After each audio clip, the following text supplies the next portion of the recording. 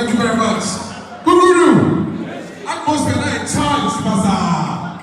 A little bit of worry, but unfortunately, as a control. DJ Pacho, your national anthem ready by. We're going to have an opening prayer by Princess Diana Boachi Hall, Women's Organizer. After which we have the national anthem. Princess Diana. Shall we pray? Our Heavenly Father, we thank you. We thank you for this day. Father, we come to you in humility and in faith. We commit this day into your hands, O God. We pray, O God, that you take control of everything that we're going to do here. We commit each and every one here into your hands. Now, Father, anything that will go on today, we will do it in your presence and also in your name. We pray and bind any disagreement, anything that is untoward that will happen today. We take it under your control. We pray, oh God, that you will help us for this day and event to be successful. In the mighty name of Jesus, we pray. Amen. Amen. Can I say, Women's Organizer from Hall? Shall we please rise for the national anthem? DJ.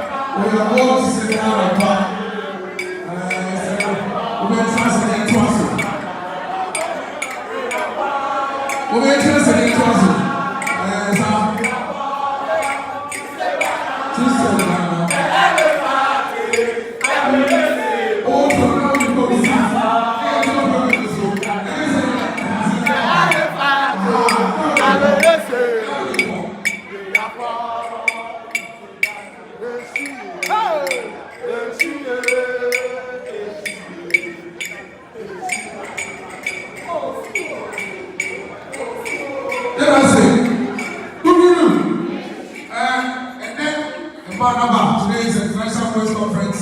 We have so many beautiful women in the room. Without much ado, I'd like to call on our very own Deputy Women's Organizer to do some introductions. We're going to be doing the introductions as we go through the program. For now, Deputy Women's Organizer, if you're here, it's your time to come to the front to do some introductions. Amiga, are you around? Yes.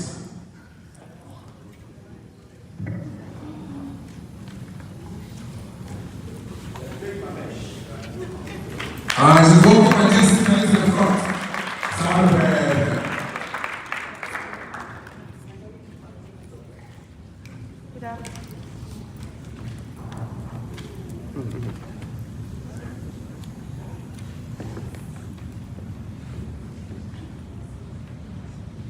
Good afternoon, distinguished guests.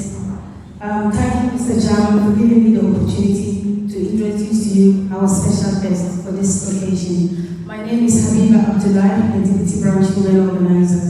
Your Excellency, the Vice President of the Republic of Ghana, invited guests, ladies and gentlemen.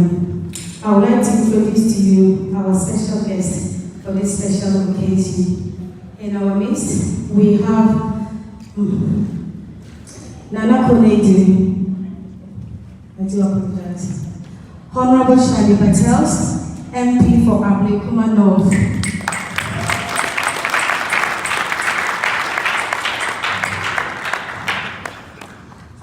Madam Linda Asante, Deputy CEO of NPA.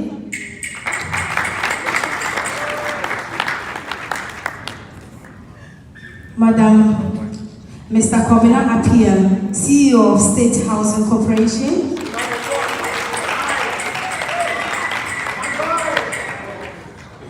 Nanama Abuaje, Deputy CEO of Petroleum Development Corporation. Madam Mary Ahinkra, German Women Organizer. Philomena Boateng, Canada Women Organizer. Monica Kusi, Holland Women Organizer. Our own special Sompa Yene, our first woman organizer of the branch, and currently the Chair Council of Elders, MPP UK.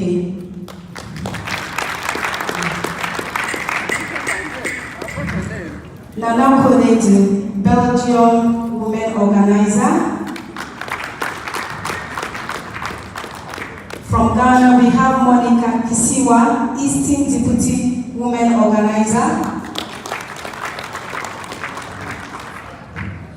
Madam Goli Andrew Bosiago, Dean of National Women's Wing.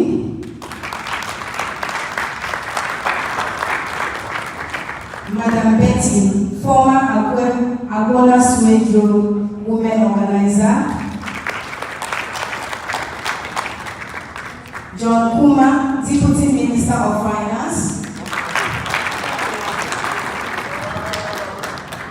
Our very own Dr. Dacosta Abuachi, Director of Health Promotion, former branch secretary.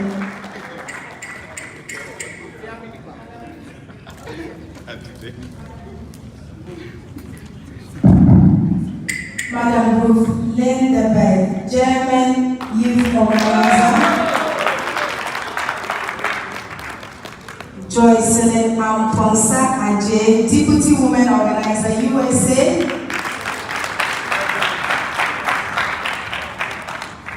Baba Awal, Darmstadt Chapter, Deputy Women Organizer from Germany.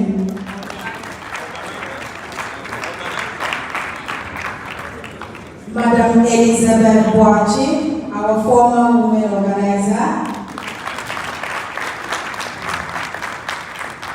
And of course, our own Madam Jennifer Anthony, our former women organizer. Thank you very much.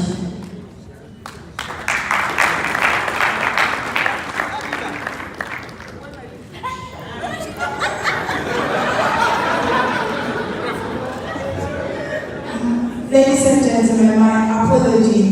I would like to introduce to you our own Iron Lady, our former women organizer, Madam Veronica Alele, a parent this is your boy bonbon. Thank you.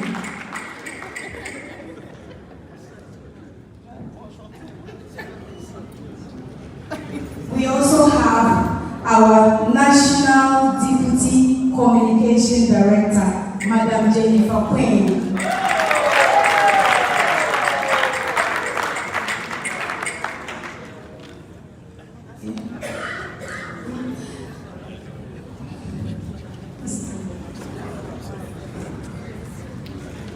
Thank you. Shall we please put our hands together for our Deputy Women's Organizer, Abiba. Thank you so much. As I mentioned, we'll continue to do the introductions as we go through. Through our chain, you'll be duly recognized. At this point, I think we will have our very own Women's Organizer coming up to give us a welcome and a short welcome address, after which we have other important things going on. So, Abiba, the microphone is yours.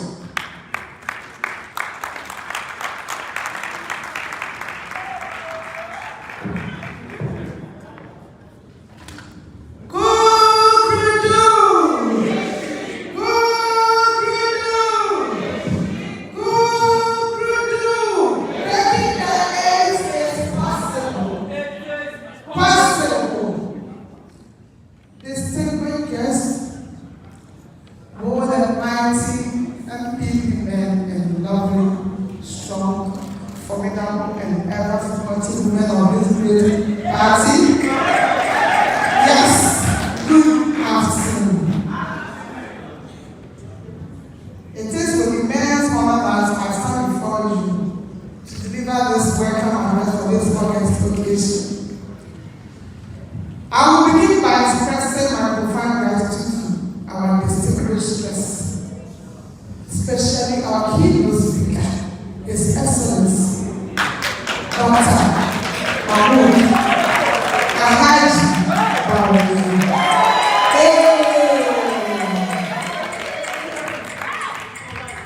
For honoring our invitation to this International Women's Conference in the premium branch MPP UK. We are pleased to have you here, Your Excellency. Before I go on, I think my neighbor have done introduction, but unfortunately, she left special people which I would like to acknowledge. Your Excellency, High Commissioner, Honorable Papa Owusu.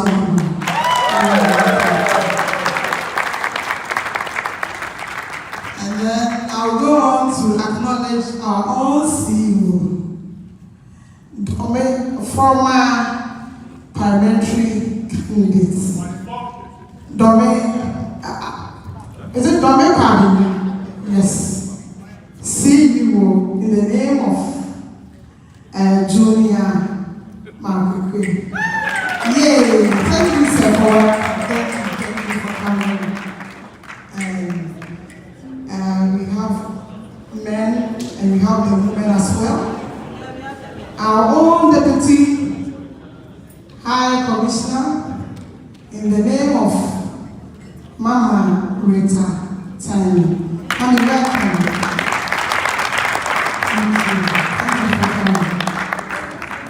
And as my deputy said, we have our former, we are lucky to have our former first woman organizer of MPP UK Premier Branch. The name of Nana Sompany. Nana Bedukechi Achum Kotoku Sompany the first. Nana, welcome. Nana, welcome.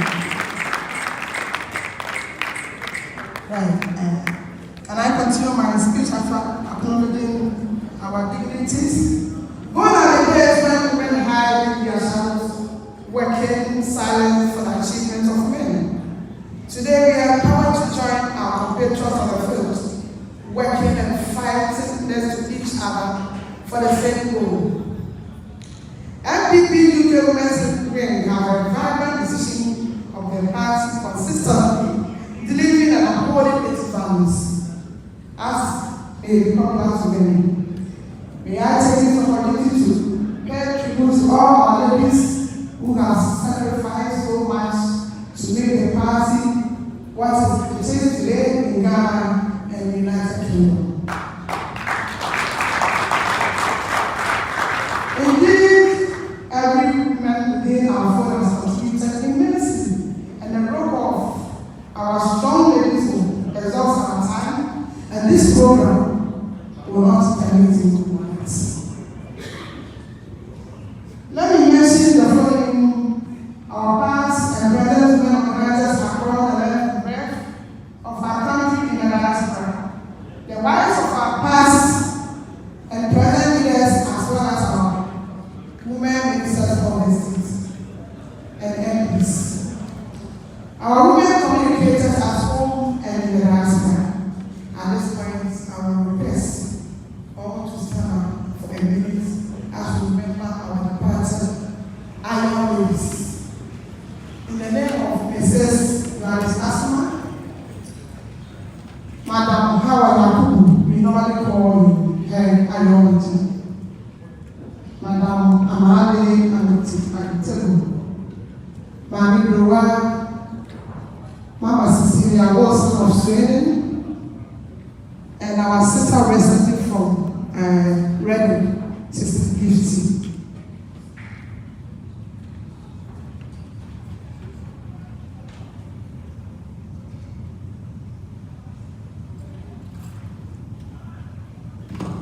May all the departed faithful souls rest in perfect peace. Thank you.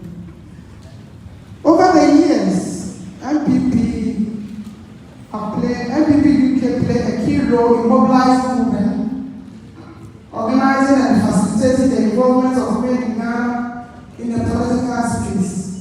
The wing has pursued women empowerment while building a unified force of togetherness. It is with this sense of belonging and a bond of unity that has brought success over the years. I'm looking forward into the future.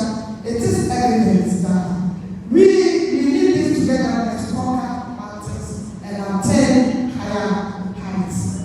As a team for today's program, the International Women Conference working together in our shared tradition to break things. We are determined and focused to break. We are determined and focused in unity in making history. Indeed, we are breaking the heights.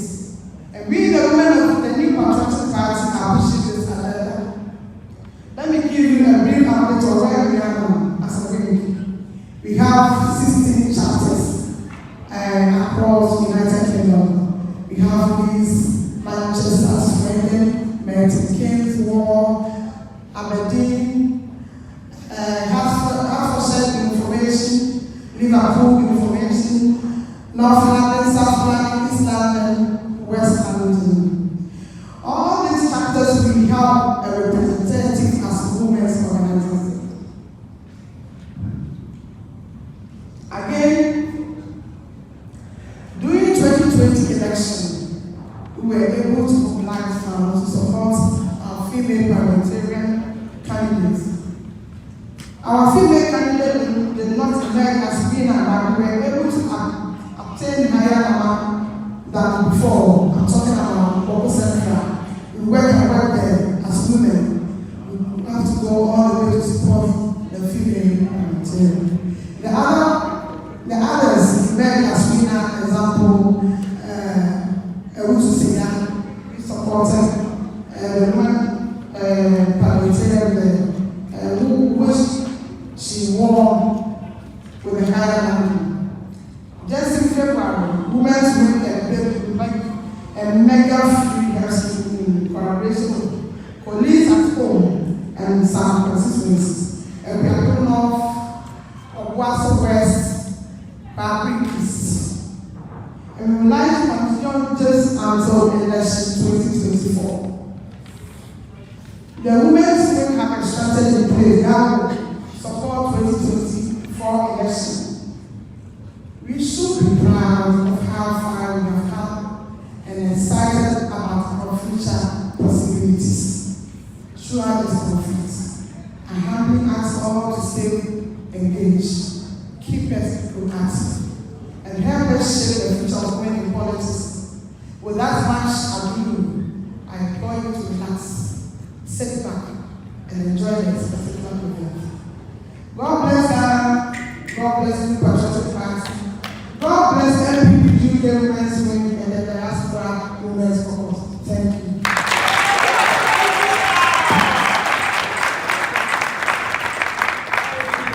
Thank you very much, Women's Organizer. Thank you so much. At this point, I'd like to invite one of our very own MPP UK big man, I would say, or big man. He's no other than our very own Kingsley Edward in Japan, MPP UK chairman, to give us a quick remark.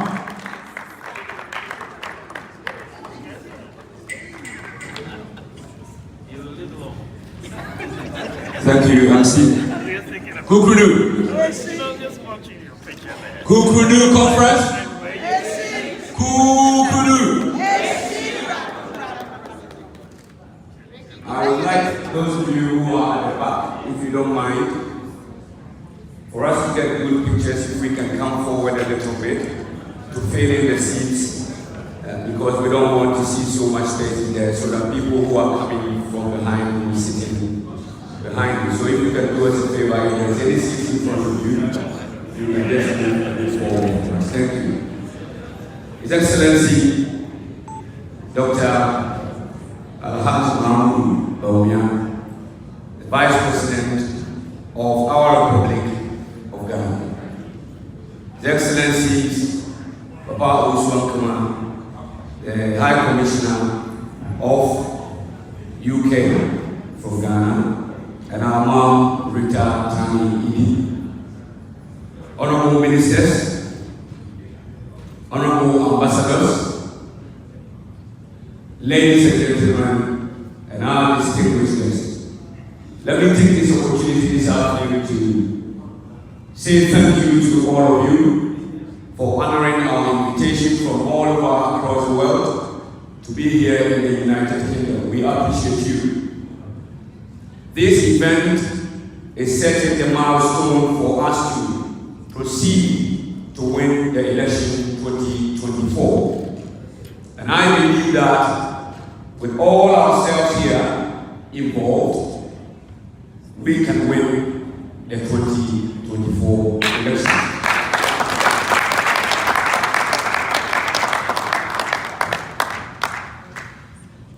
I can see my mom, our first woman organizer in this branch, Nana Sompahine the first, Nana Beduketri. Nana, you being our Council of Elders chairperson, you have done a great job. You started this long way back. I wouldn't have had the opportunity to stand up here without your toils, the hard work that you guys put in place to create such a wonderful platform for us to have the opportunity also to stand on, to let the world hear us. We thank all our people, our our fathers, our mothers, who were walking through the rains, the snows, and the sunshines to make this LPP UK a symbol of change in our country. I thank all of you. Let us enjoy this conference, and then in the evening we also stay behind and enjoy our dinner. Thank you all very much. Thank you. Thank you very much, Mr. Chairman. Thank you so much. At this point, DJ, we want very hot music. Everything has like a gram. Mr. DJ, it was musical interlude. And to wait for the new Bako after Baba.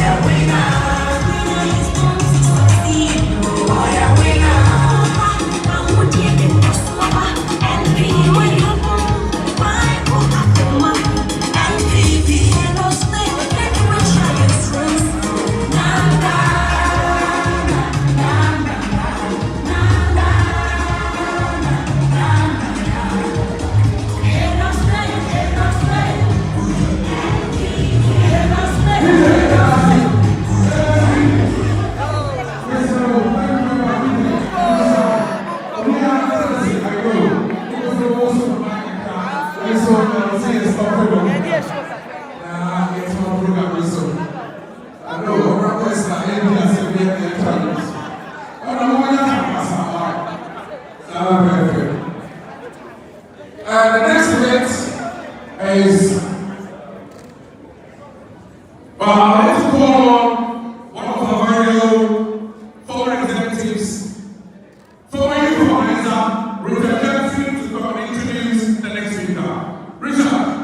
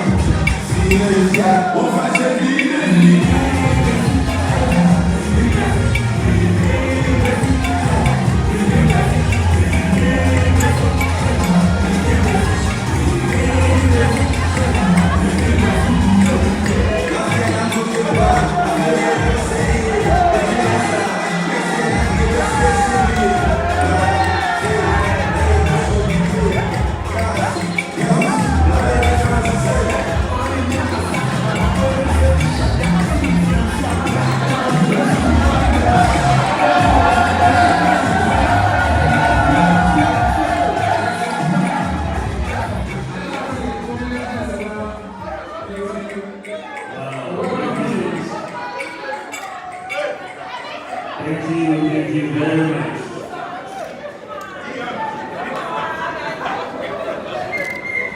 Wow.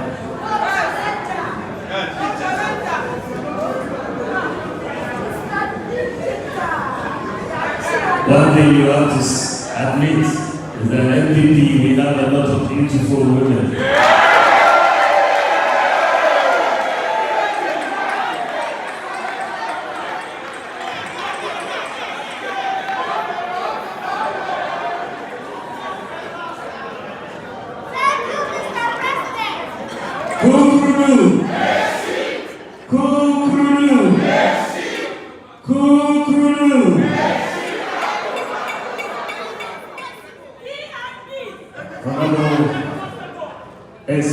Also Minister for Communications and Digitalization, Deputy Minister for Finance, Honorable John Kumar. And then we have our own His Excellency Papa Osu Ankoma, High Commissioner.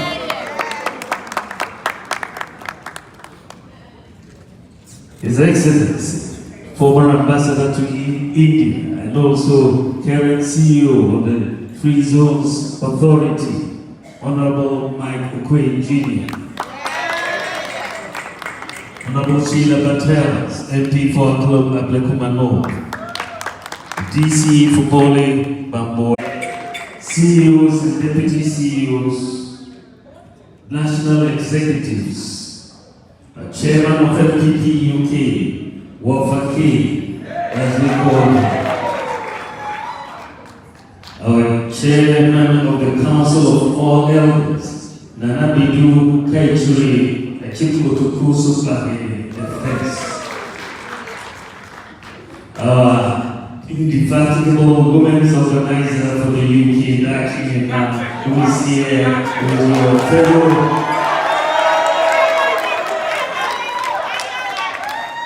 fellow women organizers from other overseas branches, executives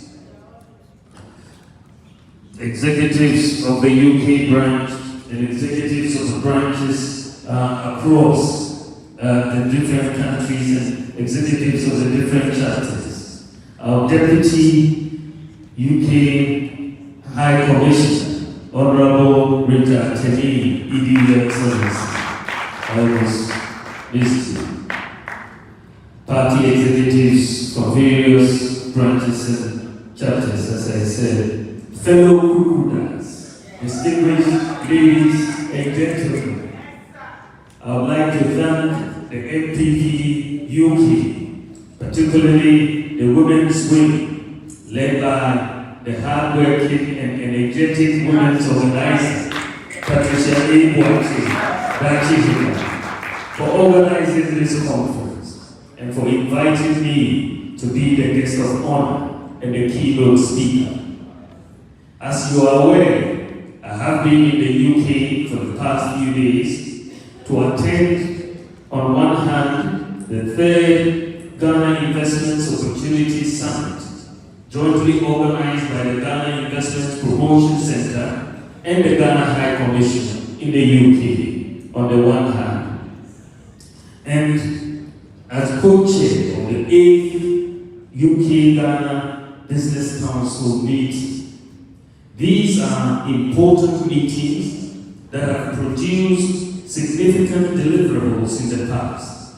For instance, it is through the UK-Ghana Business Council meetings that we are seeing the construction of the Kumasi International Airport, the Tamale Airport Terminal, the BTB Interchange Phase 2, and the KJTR Market Phase 2, and many other projects. I also had the opportunity on the sidelines of these meetings to hold a meeting between Ghana and UK auto investors to chart a course for enhanced investments in the auto industry in Ghana and launch the Ghana UK Investor Group.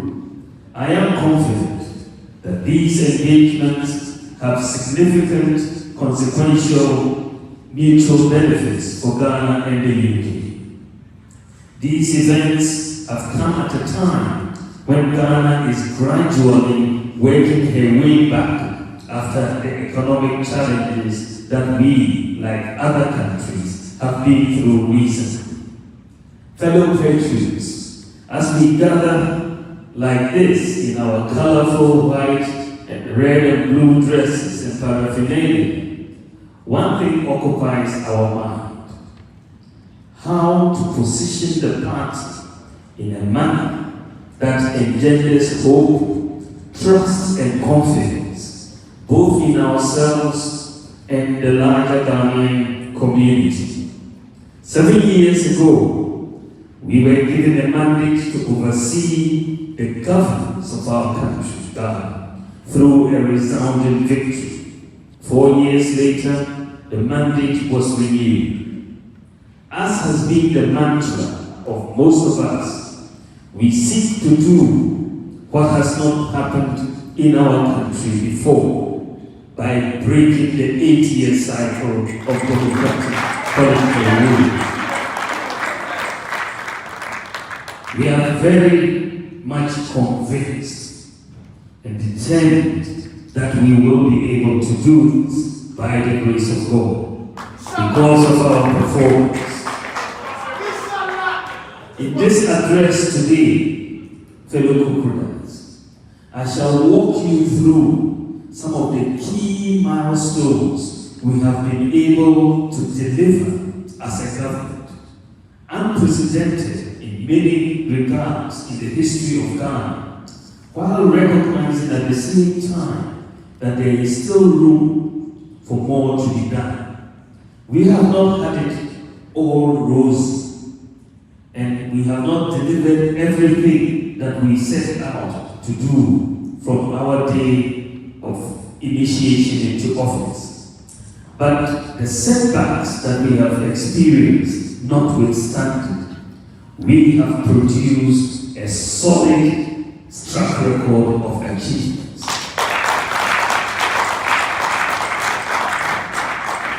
As those of you in the UK, Europe, Canada, and so on are keenly aware, in the last couple of years, the whole world has been hit mainly by two major external forces, and Ghana has been no exception. The COVID-19 pandemic affected global supply chains, and the response of governments, including our government, puts a burden on public finances. The war subsequently between Russia and Ukraine hit fertilizer and grain prices, among others, and increased the prices of commodities back home. Inflation, exchange rate depreciation, and debt levels globally hit a 40-year high as countries scrambled to cope with the impact of these events on lives and livelihoods. In Ghana, inflation increased from 12.9% at the end of 2021 to 54% by the end of 2022. Within 1 year, from 12.9 to 54%. Very abnormal. With an attendant depreciation of the cedi by 30% in 2022. These crises, that is COVID and the Russia-Ukraine war, came at a time when we were yet to fully recover from the major challenges we inherited. In particular, we inherited excess energy capacity payments resulting from power purchase agreements entered into by the previous government. I said last year, and the World Bank has also recently pointed out the reckless nature and the catastrophic implications of these contracts. Under the power purchase agreements that the previous government entered into, we have been required to pay some $1 billion annually for power we did not consume. $1 billion every year for power we did not consume over the last 6 years. That is a bill of $6 billion for power we did not consume. The combined effects of these phenomena blighted an economy that grew at an average of 7% between 2017 and 2019. Our debt therefore became unsustainable, and the government had to undertake a domestic debt restructuring program and seek also IMF support to stabilize our economy. These developments have been latched on by our political opponents in an attempt to play down the achievements of our government in the last 6 years. There has been so much talk from politicians and commentators alike. It is said that politicians have the habit of talking a lot, but they hardly talk about what they have done. It is actually better to judge politicians not by what they say, but by what they have done to solve our problems when given the opportunity to serve. So, fellow crocodiles, in this regard, what problems have the MPP government solved or tackled since coming into office? Today, I intend to shed some light on this. Before this, however, let us remind ourselves about the state of the economy we inherited in 2017. Unemployment was very high. We had Dwumfour for 4 years. A virtually collapsed national health insurance system. A nearly collapsed national ambulance system. There was a freeze on public sector employment, an almost collapsed banking sector. There was massive annual increases in utility prices, high depreciation of the currency, poor road infrastructure, persistent negative trade balance over 3 decades, massive low agricultural growth, low industry growth, cancellation of teacher training allowances, cancellation of nursing training allowances. There was a 3-month pay policy for teachers who worked 3 years and were paid only 3 months. Many children unable to attend senior high school because of the financial burden. The bureaucracy and corruption in the delivery of public services at the ports, DVLA, passport offices, GRE, and so on. There was limited financial inclusion. We had no functioning address system, no unique national identity system. We're saddled with $1 billion per year in excess capacity payments as a result of PPAs, major revenue leakages at the electricity company of Ghana, no development vehicle for the Zongo communities in Ghana. The difficulty in obtaining tax ID numbers, sickle cell sufferers had no access to hydroxyurea under the National Health Insurance Scheme. Childhood cancers were not covered under the NHIS. There was unequal access to TVET education. Even the availability of chalk in schools was a problem. This is the background against which we came into office in 2017. And it is always important to address it. So when we look at the data and the evidence, how have we tackled many of these problems and new ones since we came into office? When you look at our economic growth, you'll see that between 2013 and 2016, under the NDC, the average economic growth was 3.9%. When we came in between 2017 and 2019, that is before COVID and Ukraine, the average growth was 7%. And then COVID came in, and of course, we had a major decline in growth, as you know, from 2020, 2021. But even with COVID and Ukraine, between 2017 and 2022, the average growth in Ghana, GDP growth, is 4.9%. Even with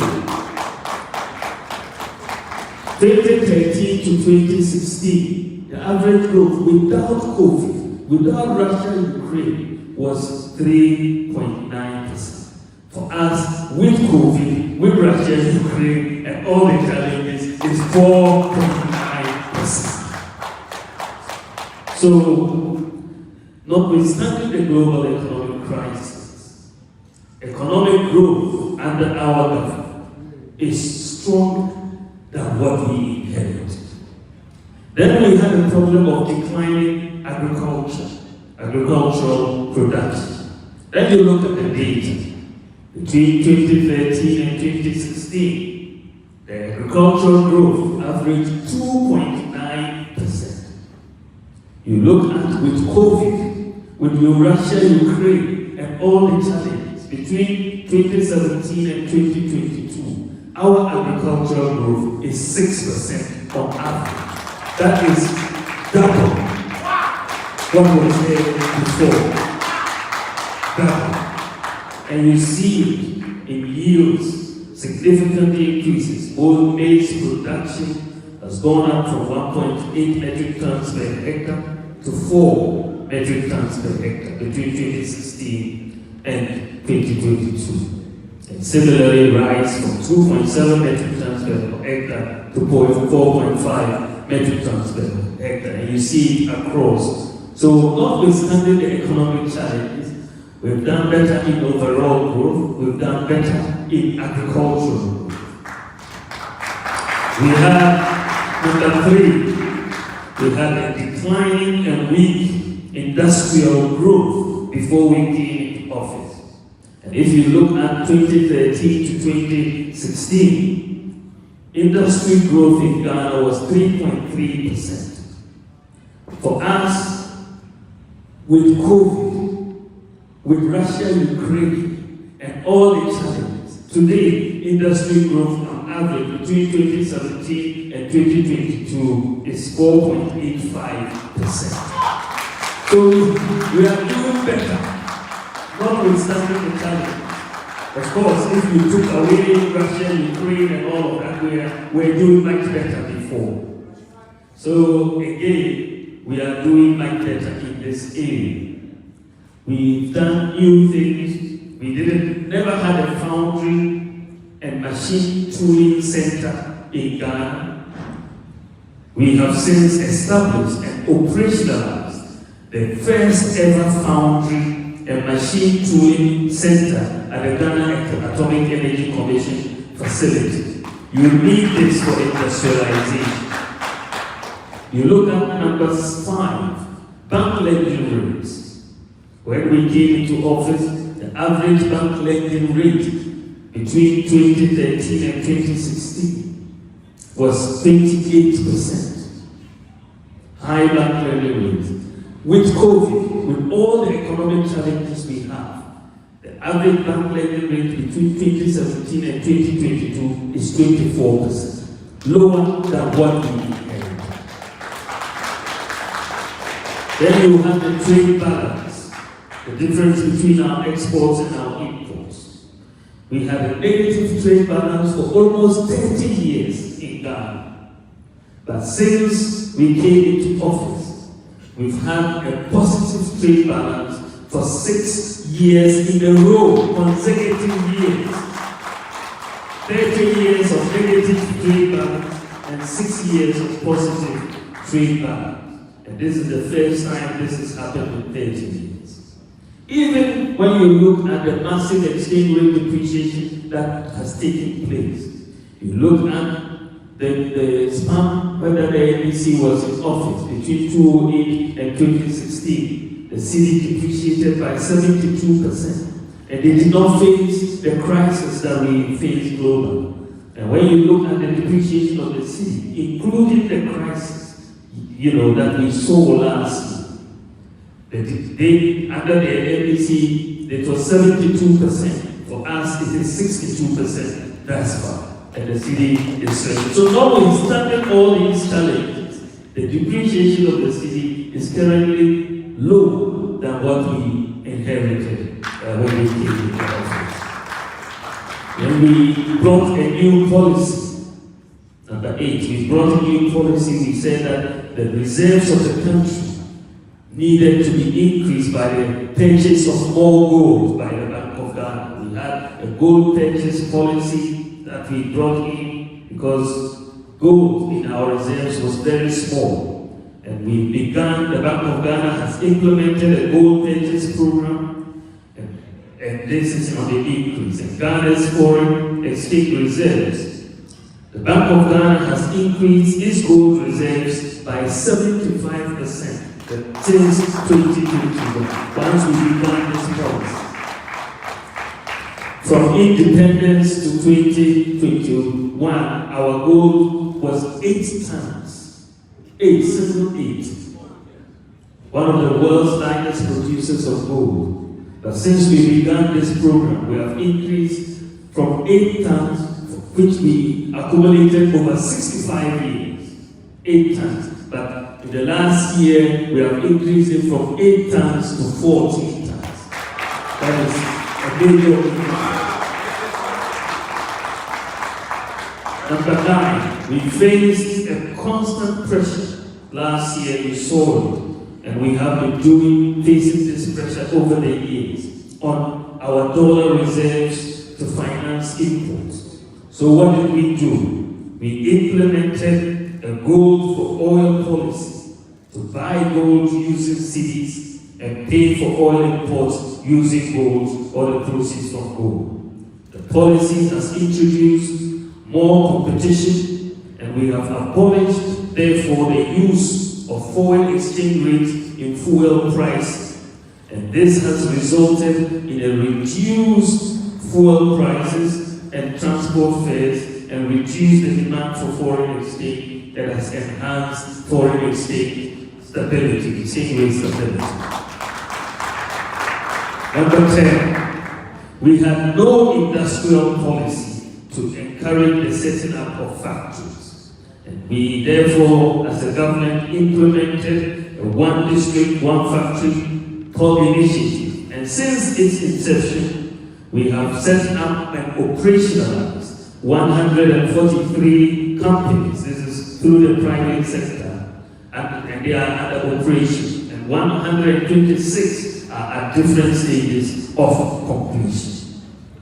11. We had no domestic automotive sector for vehicle assembly or manufacturing. And what did we do about that? The new automotive sector development policy has resulted in VW, Sinotruk, Kantanka Group, Toyota, Peugeot, Nissan, Kia, Hyundai. They are all producing in Ghana today. And one interesting piece of news is that a Ghanaian company is also in the pipelines and of course to build an assembly plant for electric vehicles next year. And that will be the first in West Africa. That will be the first in West Africa. 12. We had limited processing of cocoa in Ghana, and we made it a point to increase the processing of cocoa. And I'm happy to say that we have increased the amount of cocoa that is processed from 20%, which we inherited, to 40% today. Then we realized also that one of the issues that we had to deal with was that Ghana was not maximizing its tourism potential. And what did we do? We implemented the flagship policies of the Year of Return, Beyond the Return, and the December Music Festivals that has made Ghana a global destination for Black diaspora and other tourists in Ghana. And therefore you are seeing increased tourism because of what we have done. Then you have the other problem that we have to deal with. COVID-19 exposed Ghana's vulnerability as a result of the lack of local vaccine manufacturing capacity. You all saw the problem that came. And what did we do? What have we done about that? A National Vaccine Institute has been commissioned, and a vaccine manufacturing plant is being established to manufacture 600 million doses of vaccines annually for COVID-19, malaria, tuberculosis, and other vaccines, and production will begin next year. In addition to this vaccine manufacturing plant, Ghana will also start the production of anti-snake venom serum later this year, September this year. And just for good measure, Ghana is the first country, was the first country in the world to approve the new R21 malaria vaccine for children between the ages of 5 months and 36 months. We are the first country in the world to approve it. Then when we look, as far as the economy is concerned, whatever you do must impact on jobs. How many jobs have you created? All of what has happened. How many jobs do we need? Because unemployment was a big problem. I'm happy to say that the data, and I mean hard data, shows that in the last 6 years, we have created 2.1 million jobs. 2.1 million jobs. We have recruited nurses. Even under COVID, we had to do special 54,000 nurses recruited doctors and other healthcare workers, teachers, police officers, and many in the public sector. The public sector alone, in the last 6 years, we recruited 1.2 million people. Public sector.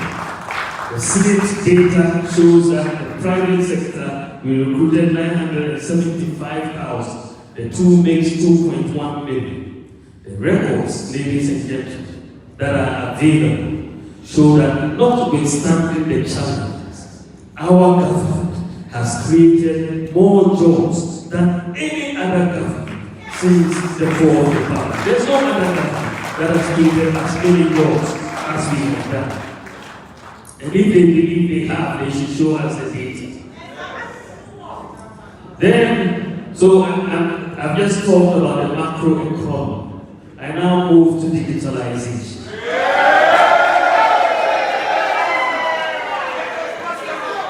What we have been able to do with digitalization. There was a problem.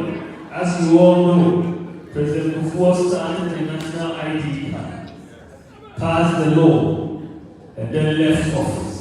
The NDC didn't take it forward, and we had a problem. No unique identity. And we have come in, and we have issued the national ID card. We haven't completed. About 70 million people have been enrolled, and we intend to finish this year. It's a major matter for us.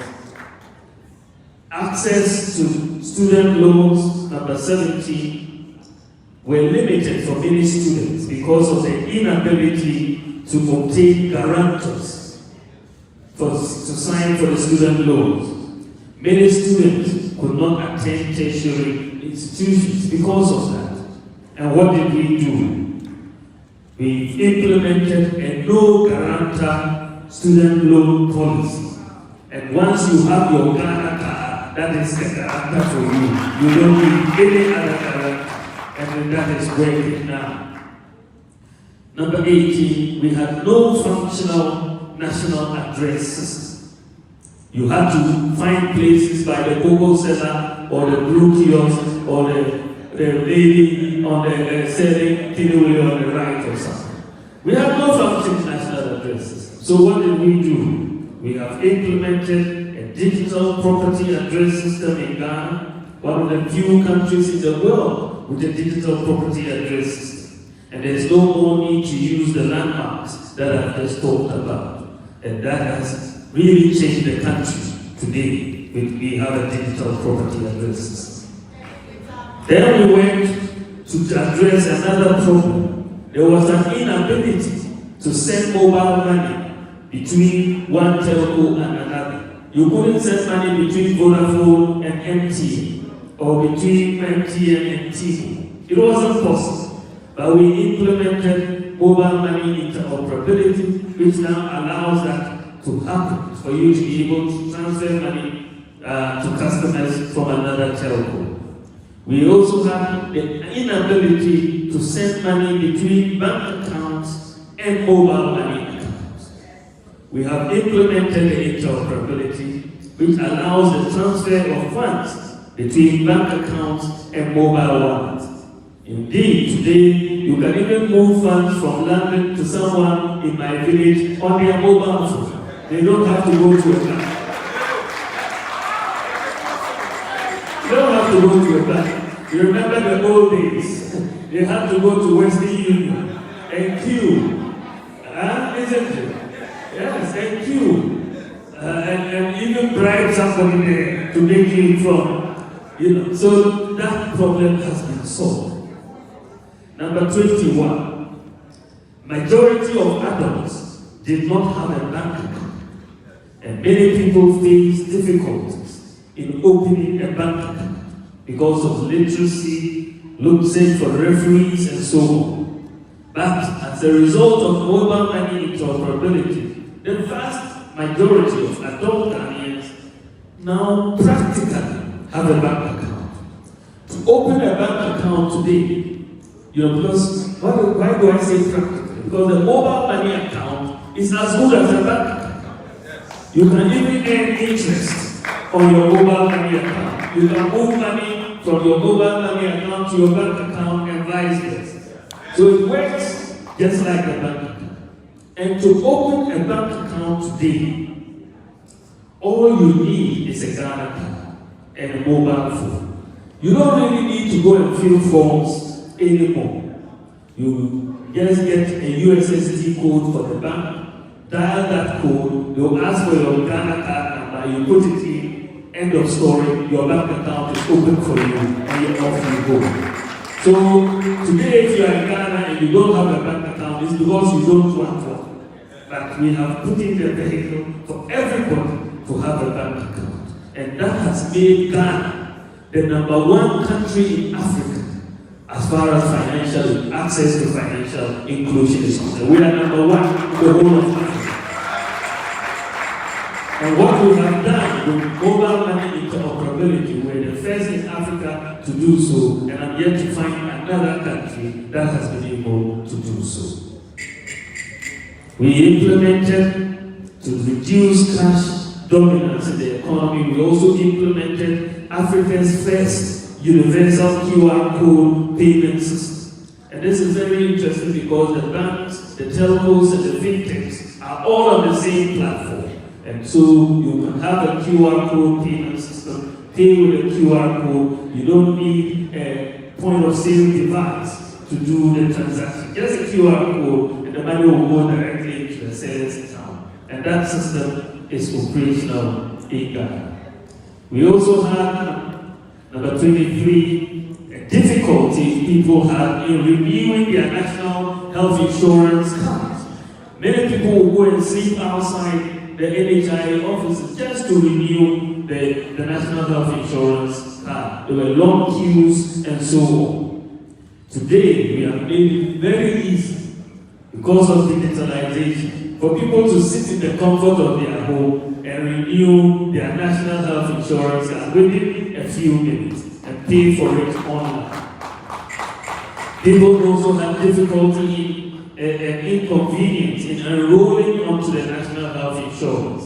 Again, we've had the introduction of the My NHIS app, and so you can sit at home and enroll onto National Health Insurance, pay for it, and then you move on. You don't have to go and do that. So you have a lot of convenience. Today, people have problems, even charging their electricity, buying electricity credit. And if you are unlucky and your credit finishes at night, in the middle of the night, you won't know how to go. You have to wait till ECG office opens before you go and queue and get it. And we said, no, you don't need to do this. You can digitalize the process. And so today, if your electricity goes off, you can get it on your mobile phone and you put it there.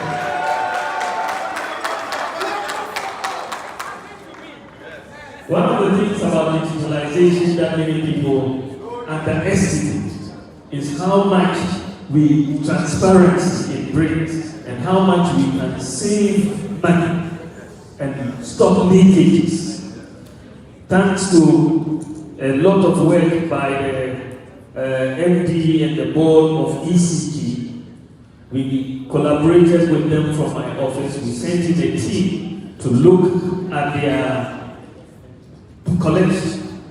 collections, and what has happened. We have seen a major plugging of leakages at ECG because there was theft taking place there.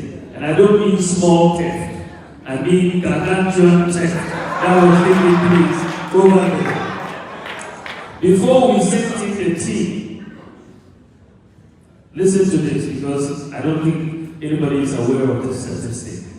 Before we sent in the team, and why did I pick on ECG to push? Because when I look at the data, their monthly taking for almost 4 years was almost constant. Nothing was changing, even though more people were coming on the system. They were virtually constant. I said there must be something wrong. So let's look at the team. Anyway, the team went to cut a long story short and digitalize the process with a lot of problems. We even had to get national security to go in to push the process to make sure it happened.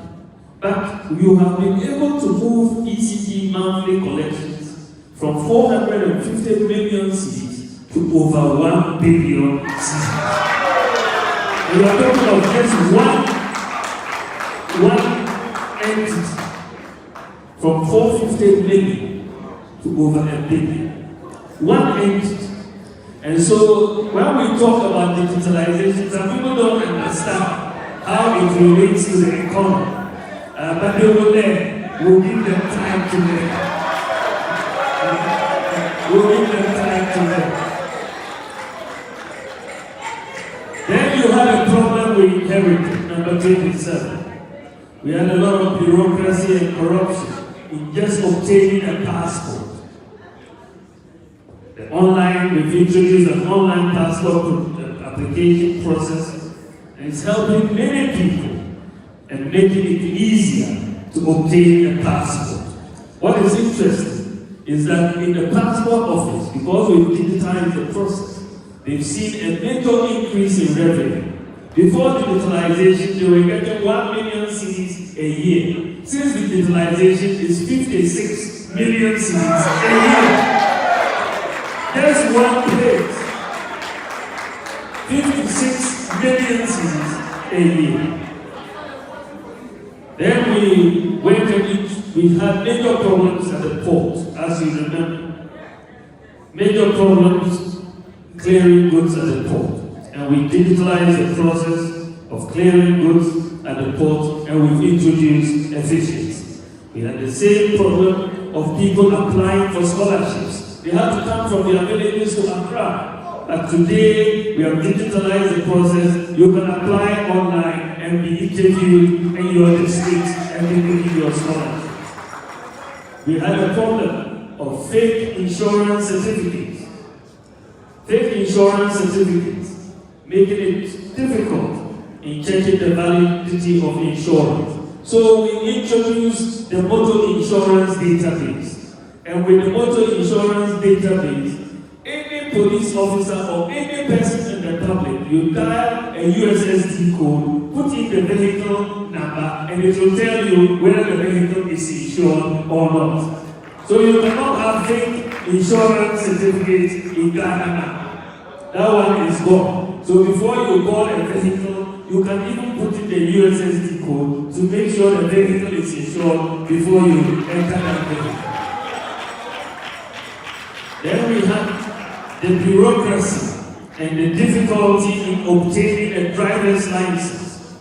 Now we have digitalized the process and the operations of the DVLA, and today citizens have a much more convenient and easy process in acquiring their driver's licenses. I know for those of you who have gone to Ghana with UK driver's licenses, you can easily obtain a Ghana driver's license. The experience is first class. I tell you, the experience is better than what you will get in the UK. It's like that.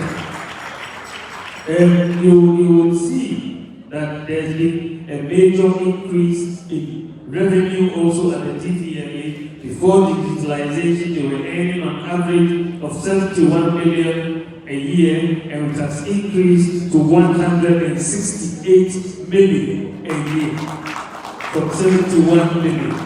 And so you are seeing that. Now, another problem we have addressed, the difficulty in finding pharmacies which stock prescribed medications, the prices of those medications, and avoiding fake drugs. For the first time in our history, Ghana has implemented the first national-scale e-pharmacy platform in Africa. All the major pharmacies in Ghana are part of this e-pharmacy platform. We've done a pilot and it is over, and so from now on we are moving full scale as far as implementation is concerned. But when you get your prescription, you can upload it on the platform, and it will tell you within a 10-kilometer radius which pharmacies are the best. And then it will tell you what the prices of those medicines are. You can order the medicine, they can deliver it at home for you, and you don't have to go to the pharmacy. We are the first country in Africa to have this national scale e-pharmacy platform. In our senior high schools, as we try to move into the digital age, we had a problem. No Wi-Fi access in our senior high schools. So we have provided for almost 700 senior high schools free Wi-Fi in Ghana for the senior high school students to do that. And not only the senior high schools, we've done it for the 46 colleges of education, the 200 district education offices, and also 13 public universities, so that they will have. And thanks to Ursula, we have had cyber labs that have been introduced in 702 public schools and 81 communities between 2017 and 2022. Cyber labs that allows our kids and everybody to get access to ICT tools for work. And this is another major thing because there was a lack of cyber labs in our public schools. Then, number 35, we had a difficulty and bureaucracy in accessing government services. So we have developed a one-stop shop for government services, which is the Ghana.gov platform. The process of onboarding all government entities is ongoing. So far, we have onboarded 1,018 government entities on this platform. And it's so easy, therefore, if you are looking for anything from government, you get onto Ghana.gov. If it's GRA, you click. If it's passport, you click and do your transactions online, and you don't have to get any human intervention. When we came into office, only 4% of the adult population had a tax identification number. Only 4%. We said, well, since we've done the Ghana card, let's convert the Ghana card into the tax identification number. We've done that. And so the number of adults in Ghana now with the tax identification number has gone up from 4% to 85% of the population. We solved that problem. There was a difficulty in collection of property taxes, and we have now introduced a unified common property tax platform with a database. Because of the digital addresses, we now have a property address platform. Almost 8 million properties are on the platform.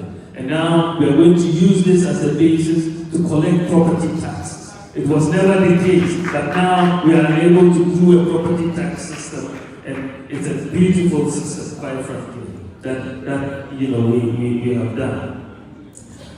We have the problem of fake birth certificates and the bureaucracy and corruption at the births and deaths registry.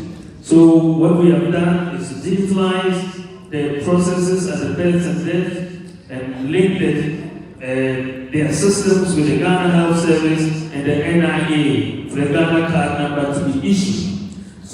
From next month, by the grace of God, next month, because I'm happy to announce, and I've not yet announced it in Ghana, that the integration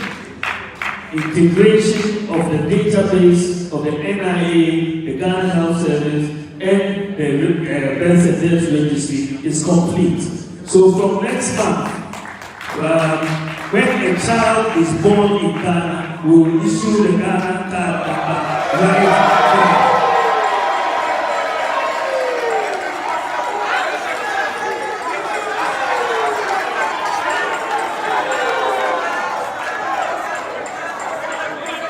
It is possible. Football clubs were losing a lot of money, so we really digitalized football tickets. When you are paying football tickets. Number 40, many of you who travel, there was a problem. Landing and leaving Ghana, you have to fill in forms, isn't it? Embarkation and disembarkation cards, the landing cards. We said it doesn't make sense. We have all the data in the system. We don't need anybody to fill any form. We abolished it. So when you don't need to fill any form, when you come in and when you are leaving Ghana. And when you go to Kotota now, there used to be 12 processes, 12 steps to exit. We've reduced it from 12 to 4.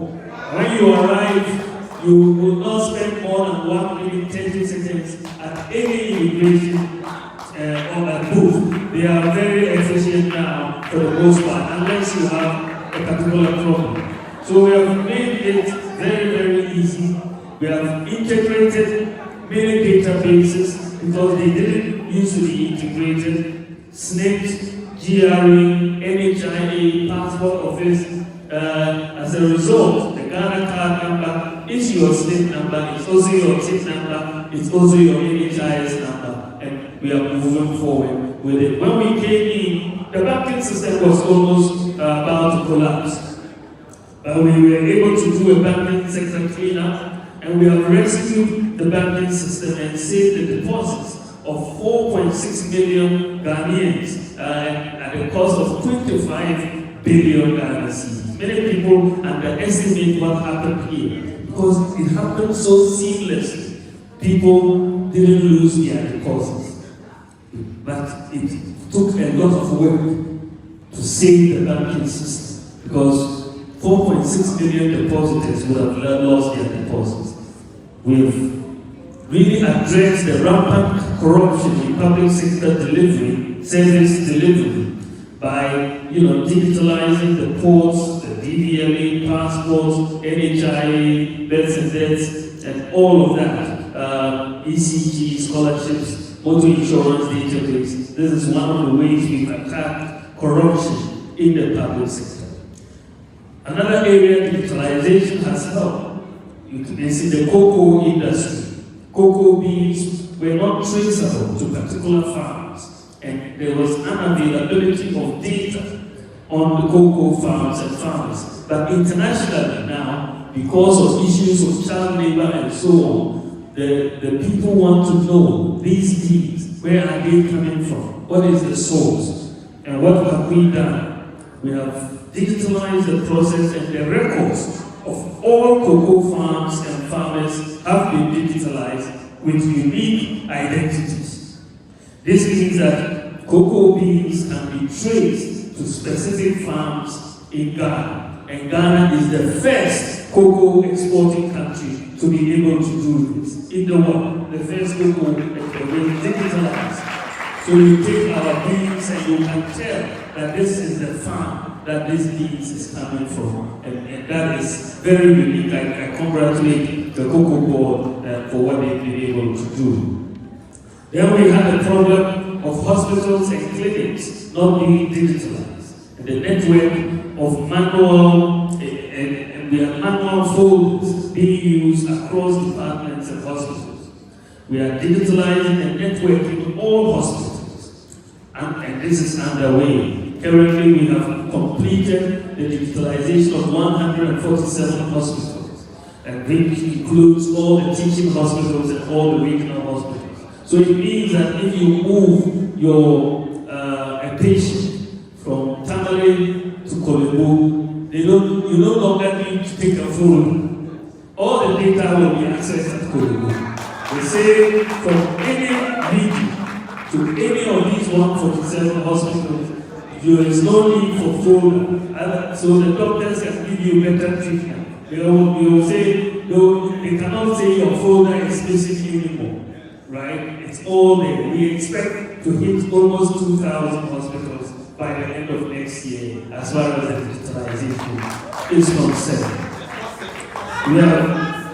One of the things that we are about to launch, because we've completed the work which has been done at the Ministry of Fisheries, because of the difficulties of our fishermen in obtaining pre-mixed food, we have completed the process towards the digitalization of the process of obtaining pre-mixed fuel at the landing beaches. And we are about to commission the first 50 digitalized pre-mixed fuel dispensers, which will be launched next month, with the goal to cover all the landing beaches by the end of next year. So the fishermen have all been registered and will be given cards. And they will now go and take their pre-mixed fuel. There's no middle person to deal with this matter anymore, and it will really help. There's another issue about the threat to Ghana's banking system and the financial system from cyber attacks. And following the Cybersecurity Information Directive in 2018, the Bank of Ghana has commissioned a world-class financial industry command security operations center, and all banks are connected to the center and receive real-time security alerts, intelligence, traffic analysis, and so on. And this is the first of its kind being operated within a central bank in Africa. It's the first of its kind to protect our system from cyber attacks. We also had a problem that there was high cost and inefficiency associated with the manual execution of tax in the judicial system. Therefore, government launched an e-justice system in 2019, a paperless court system. Cases are able to be filed electronically, and the progress of such cases can easily be tracked. The platform automatically is designed to assign cases to courts and judges and move away from the manual assignments. Then we have the inadequate vehicle to track progress of government projects. I'm happy to state the government has completed work on an enhanced delivery tracker, digital delivery tracker, which has recently been updated and improved, that allows us to track the progress of any government project that is ongoing across the ministries, departments, and agencies. And this I will launch this next month, and it will be really the first of its kind in our country. So let me leave digitalization for now and move on to roads. infrastructure, airports. When you look at infrastructure, in the road sector, of course, because we inherited a lot of poor roads, what is clear, the data is very clear, is that we have constructed more roads than any other government in the fourth republic. We have constructed the Kumasi Airport, it's 98% complete. Tamale Airport is also constructed, and the Sunyani Airport has also been rehabilitated. We've constructed more interchanges than any other government in the fourth republic, and constructed more railway than any other government in the fourth republic.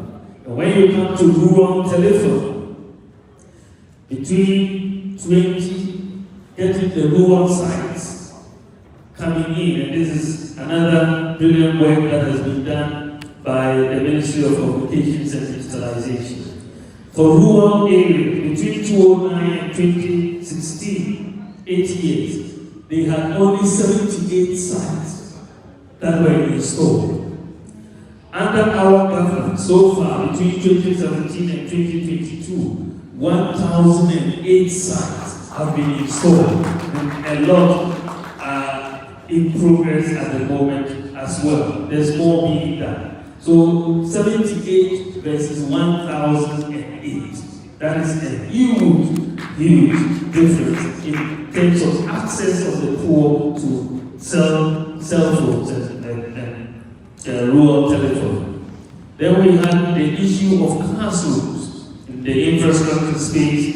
That data is clear that we've constructed more classrooms at the basic, STEM, and secondary school level than any other government in the fourth republic. Total classrooms, 5,411 that we have put in place since we came in. You look at the senior high school, we've completed 747 structures, including 31 E-blocks.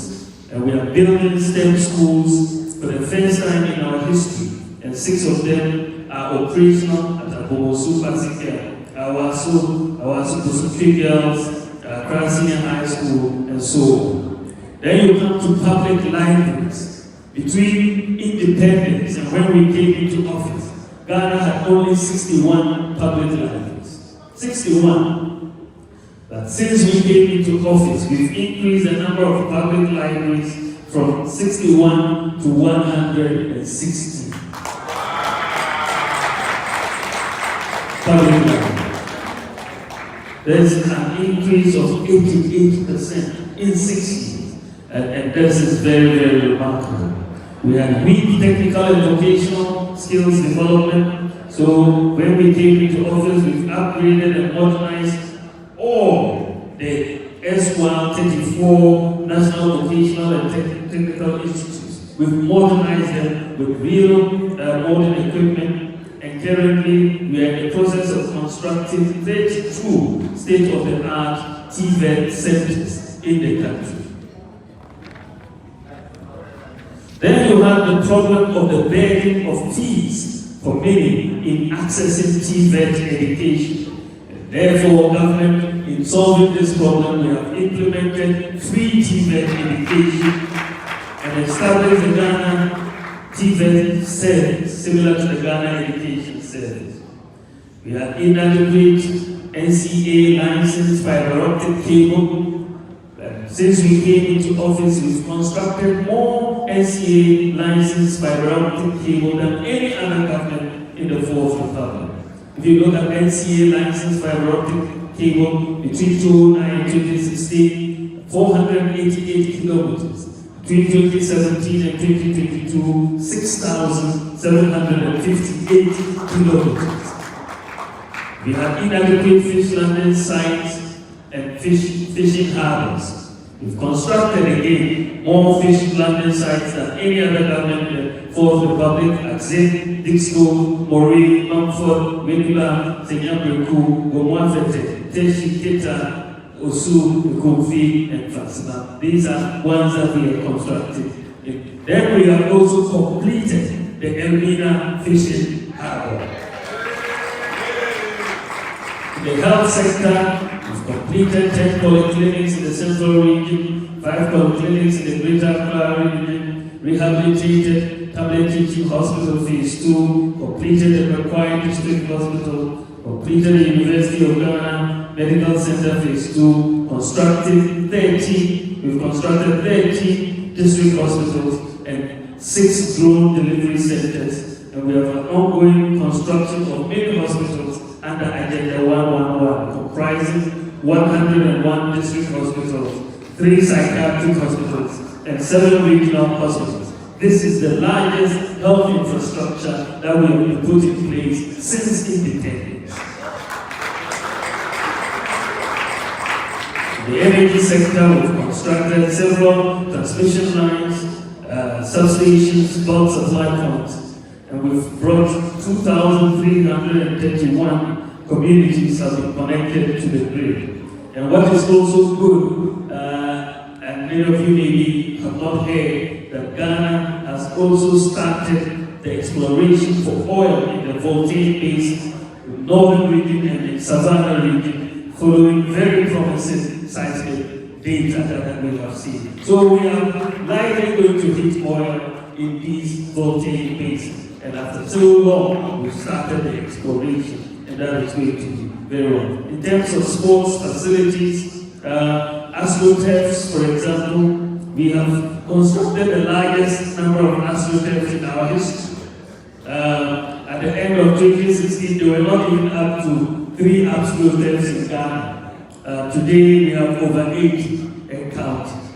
There was no vehicle for development of the Zongos in inner cities, and under the Zongo Development Fund, we established it, and we have over 400 infrastructure projects that have been completed since we came into office under the Zongo Development Fund.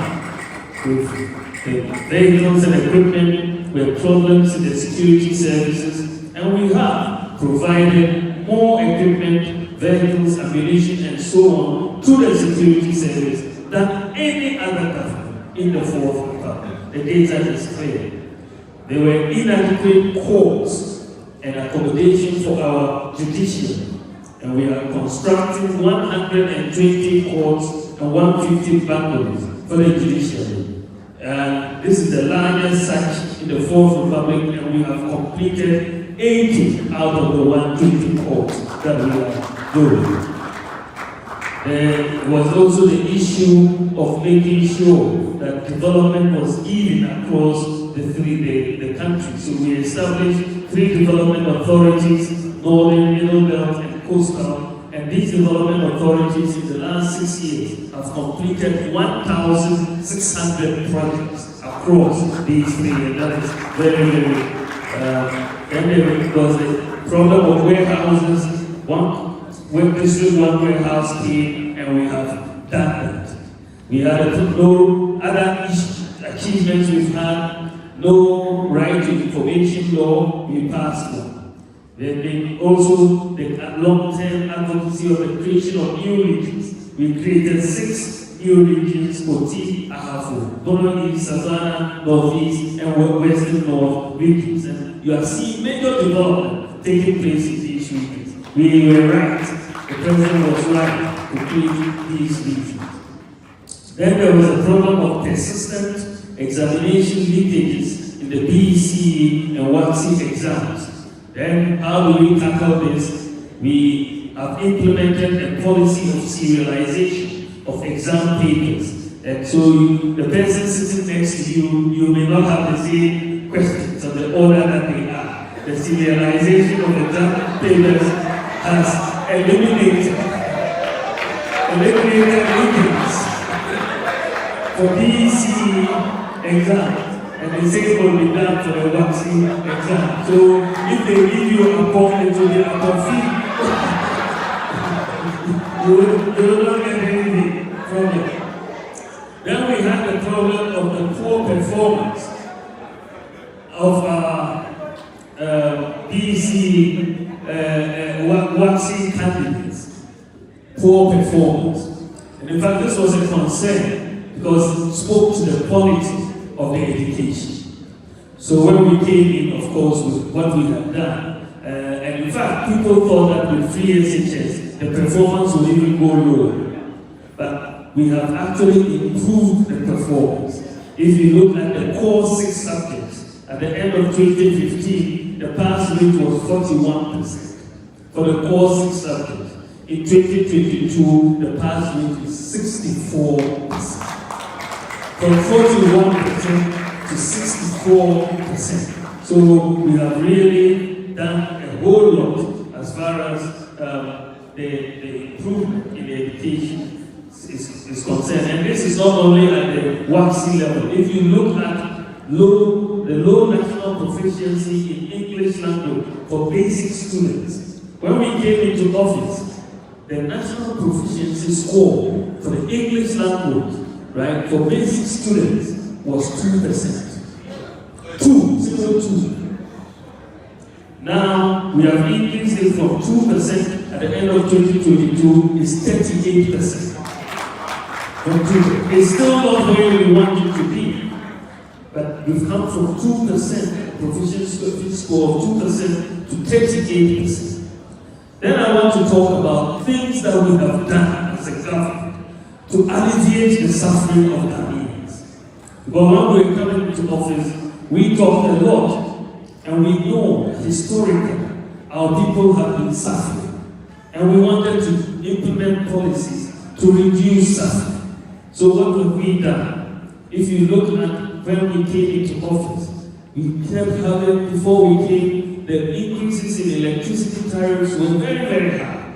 Between 2008 and 2016, the average increase in electricity tariff was 41.3%. Right? Since we have come over the last 6 years, we have seen the lowest increase for any 6-year period over the last 30 years.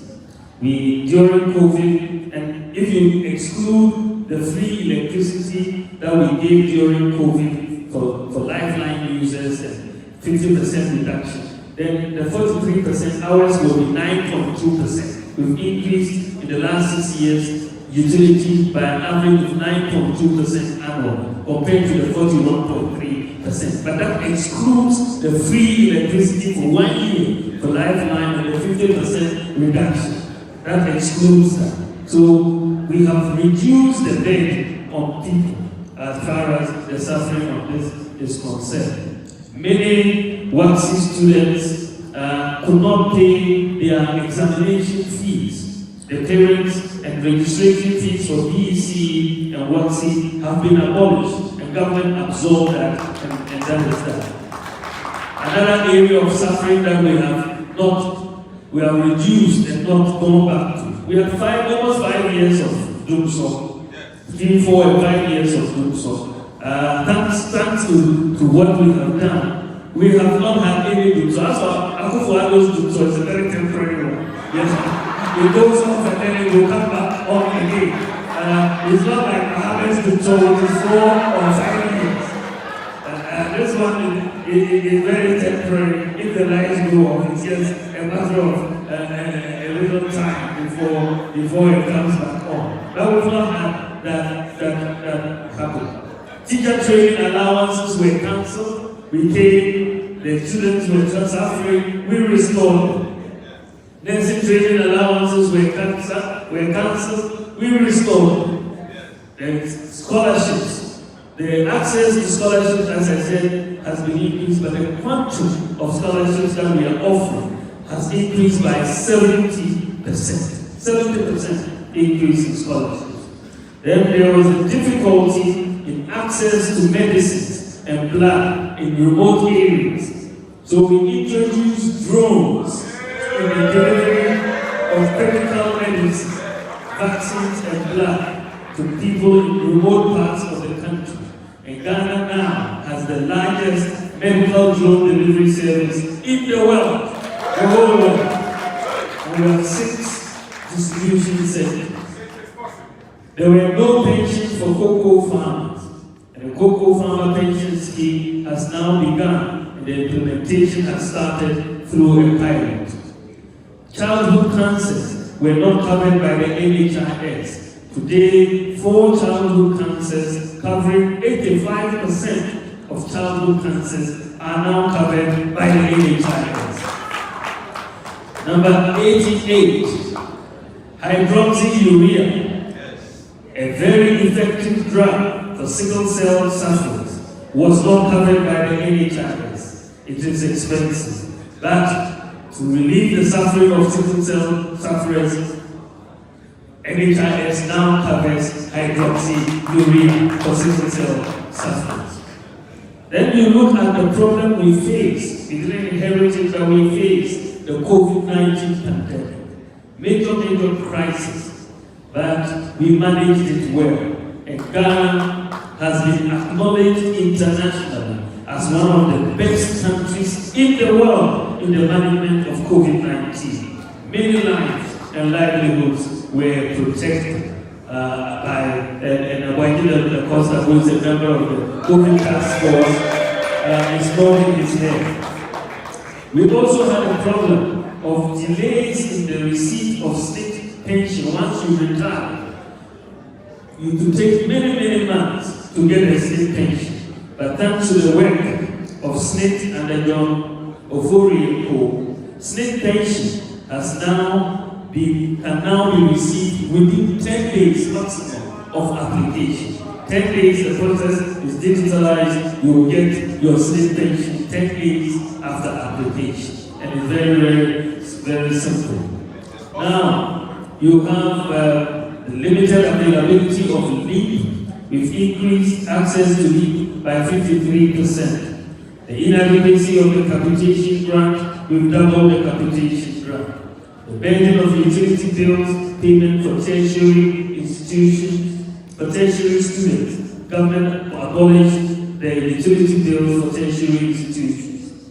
The large average, I've talked about it, is a 2-year rent advance demanded by landlords, denying access to rental accommodation to many. We have, tackling this problem, introduced the National Rental Assistance Scheme to provide loans to renters. And this is now it's working, and it's very effective. The teachers were being paid 3 months arrears for 2 to 3 years of work. Government has abolished the 3-month arrears policy for teachers and is paying them regularly as we speak. Even the KIA had problems with market tools. We abolished the market tools for KIA. The stagnant peacekeeping allowances for soldiers, we increased from 30 Ghana cedis to $30 to $35 for the soldiers. The share of the District Assembly Common Fund for persons with disabilities was stuck at 2%, and we have increased it by 50% for persons with disabilities. We had a problem of many communities practicing open defecation. The massive investment we've made in water and sanitation facilities in many rural and deprived communities by the government has resulted in over 5,400 communities being declared open defecation free. In fact, mortality per 1,000 live births has come down from 37.9 in 2016 to 32.6 in 2021. And under 5 mortality per 1,000 live births has also come down from 53 to 44 in 53 in 2016 to 44 in 2021. You also have the situation where we had a large number of students who were unable to access senior high school education because of the burden and no gender parity. Government has implemented free SHs, and that, as a result, the number of students has increased from 800,000 to 1.4 million. And this is a 75% increase in enrollment. But what is even more pleasing about the increase is that before there were more boys than girls in the senior high school, but now we have parity in them. They are now the same number of boys and girls in the senior high school. And I tell you that even finding mates for the middle class in Accra is very difficult to do. The parents of the girls have come and taken them back, and they are back in school. Even when they go to university and finish, they too will not find mates, because MPP has introduced free senior high school education.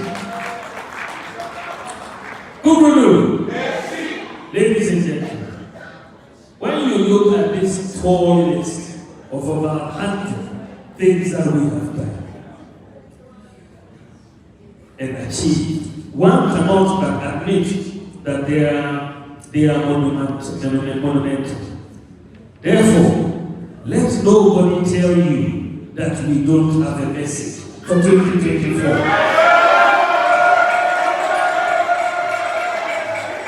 Let nobody tell me that we don't have a message for 2024.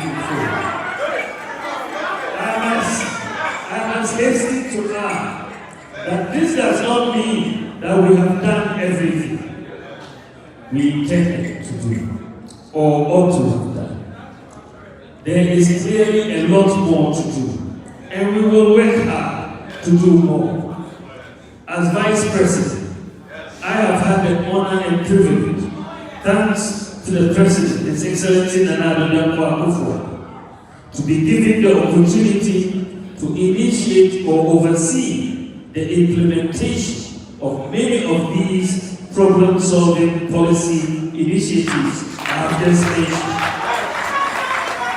So I've had the privilege to work on the Ghana card, the use of the Ghana card as a tax identification number, a SNID number, a health insurance, digital property address system, mobile money interoperability, paperless forms, Ghana.gov, no guarantor student loans, universal QR code payment system, registration or for a renewal of NHIS membership on the phone, one constituency, one ambulance, Agenda 111, digitalization of ECG operations, digitalized passport operations, e-pharmacy, Sino-Hydro-Barter agreement, zipline drones, digitalization of the scholarship secretariat, unified digital common property tax platform, online filing and payment of taxes, and digitalization of the pension-based registry, digitalization of the telephone, provision of hydroxyurea for second sector, zero economic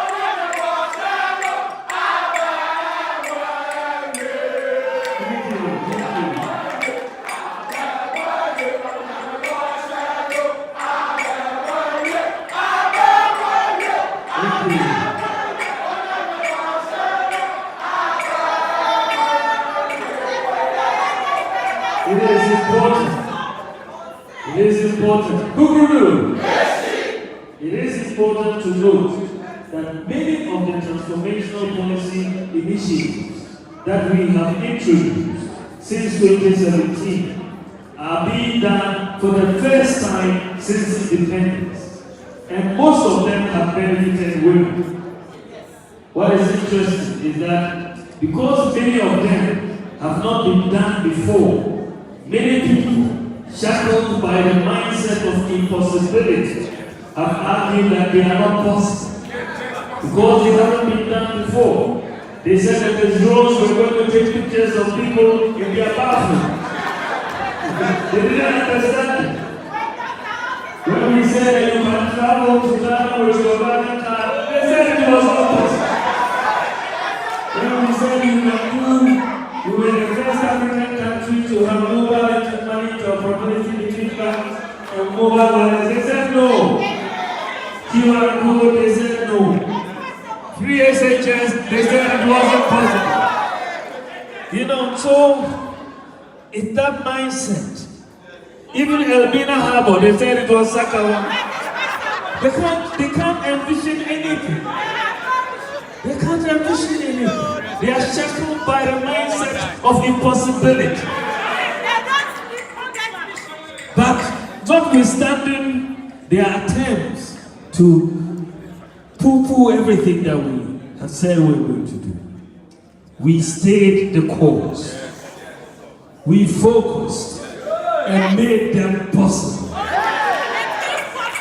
We are dealing politically with people with shackled mindsets who always think in terms of things not being possible. When you try to move the country forward with new ideas, they mask their ignorance by mocking you, by ridiculing you, and calling you even a liar. But in the process, they only expose their lack of understanding of the issues. My response to them is to stay focused and not get angry, but rather make it happen. It's possible. That is the best victory you can have over the naysayers. Make what they think is impossible possible. What we have been able to accomplish so far shows that it is possible for Ghana to achieve many things that some believe to be impossible. With what we have done and continue doing in the wake of the global challenges, the outcome thus far points to a very good future.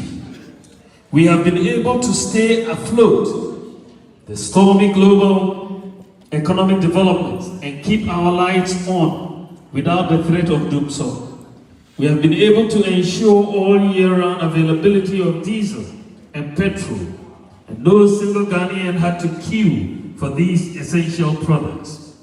We never rationed food in our markets as a result of the global challenges, and not a single government flagship social intervention program, be it free SHS, free TVET, school feeding, teacher training, nursing training allowances, and so on, has been truncated.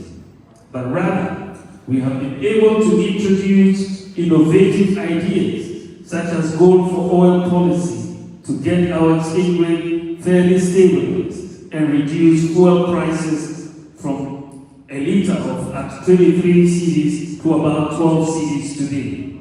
And we've also seen the beginnings of a reduction in transport fares. Inflation has consequently dropped from 54% to 42% and is estimated to end the year at around 25%.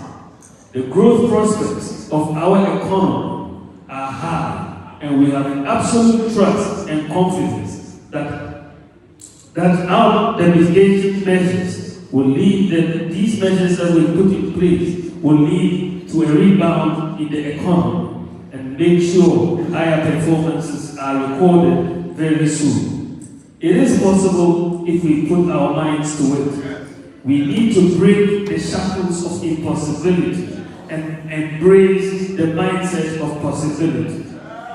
Ladies and gentlemen, Kukuru, ladies and gentlemen, by the grace of God, it is possible for Ghana to become an advanced nation based on systems and data. Data and technology are the new engines of growth. It is possible for Ghana to have food security through the application of technology to commercial farming. It is possible for Ghana to be the hub and the lead in Africa as far as digitalization and innovation is concerned. It is possible to have internet penetration of over 90%. It is possible to maximize the benefits from our natural resources like gold and lithium. It is possible to become an industrialized nation. It is possible to create more jobs for the youth to reduce unemployment.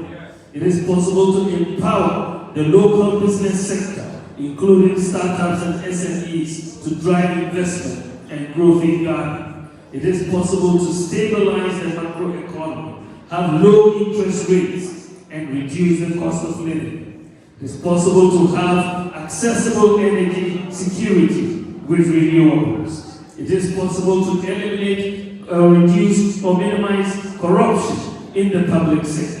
It is possible to have a golden age of investment in the creative arts, tourism, and sports. And it is possible to build an inclusive. It is. Hello.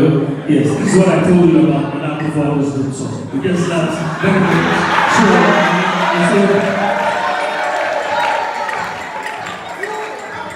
So, ladies and gentlemen, it is possible to build an inclusive education system with a focus on STEM, artificial intelligence, robotics, and skills development. It is possible. It is possible. It is possible. I'd like to thank you all so much for your attention. God bless you, and God bless our whole life.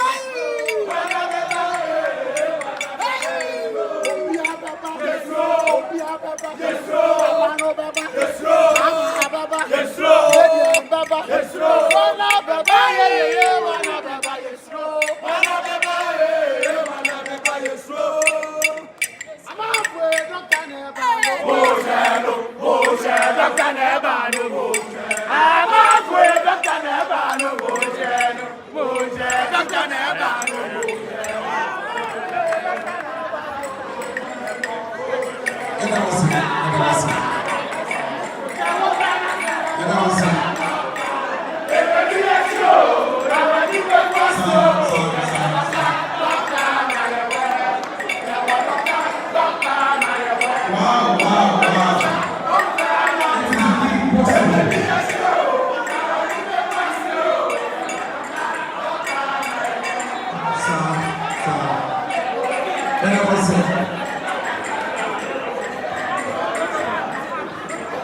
Wow.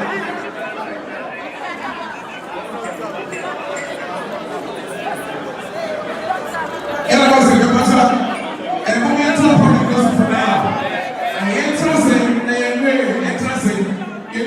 we have a few more speakers to come up to the server.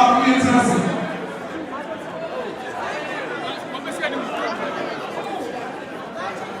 You know what I'm saying?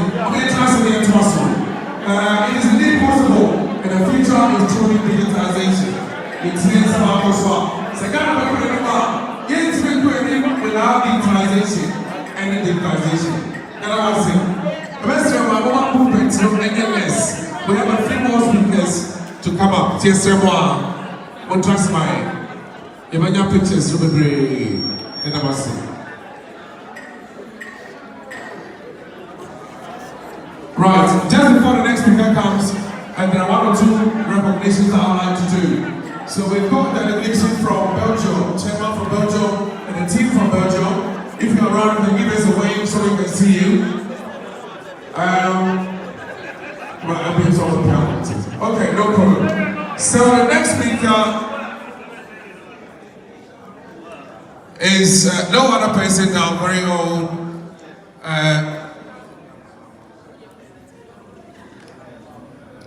former chairperson, MPP UK chairperson, vice chairperson, Council of Elders.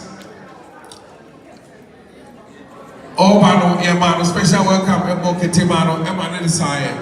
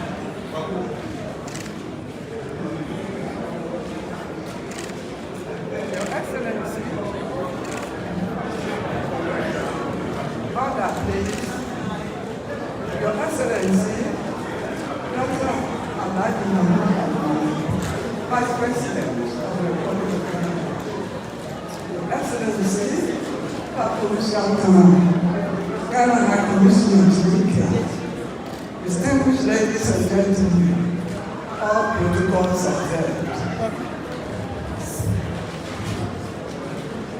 Before I start, I would like to give thanks to the Almighty God for our creation and our preservation. We are all here today, not by accident, but by His design, and we are very grateful. As you are all aware,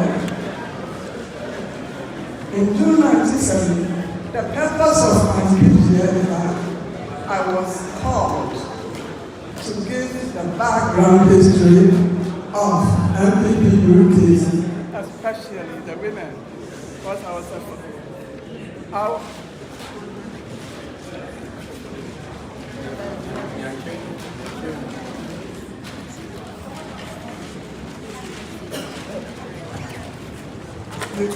was a family member, first women's organizer, first high chair Council of Elders, and I speak now, I'm the chair Council of Elders.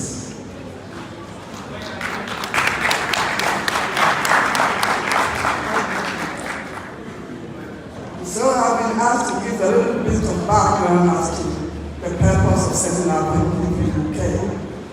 As you are all aware, in June 1979, Robbins and his cronies staged a coup d'etat. Like many of us, my family and I fled our beloved homeland in search of sanctuary from the violence and purge that was taking place. My dear husband was picked at a gunpoint and taken away. He only evaded death by God's miracle. And upon his release, we were advised to leave Ghana and arrive in the UK in January 1983 with our 3 small children. Even though we had managed to escape, we felt a burning desire to contribute to the fight back home. Others also managed to make this journey from persecution. After a few years of settling down in the UK, many small groups were formed in order to open avenues for possible return to civilian rule in Ghana. Prior to the coup, there were approximately about 7 political parties in Ghana. The main 2 were the Progress Party and the Convention People's Party. Many of the members of these small groups in the UK rose from 2 main parties.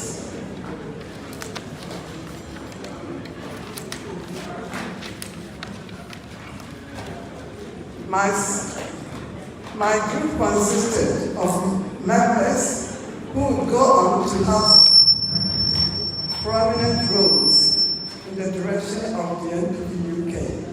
These members included Mr. J. Mensa and Mr. Michael Boyan of blessed memory. Many of other groups around this time decided to form an organized force, creating the necessary structures and processes to properly support opposition to this military dictatorship at home.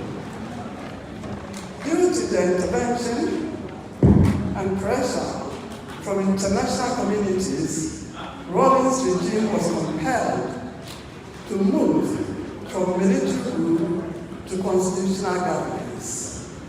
As a result, in 1992, Ghana became a multi-party democracy. This led to the formation of new patriotic party. The MPP aimed to consolidate the support of various political parties and present a united front in the incoming presidential elections. However, During this time, in view of intimidation and other malpractices, NPP boycotted the elections. As a result, Rawlings imposed himself and became the first president of the First Republic. Just as in Ghana, here in the UK, the small groups join together. Are you hearing me? Join. Until my son, exhausted, they are tired.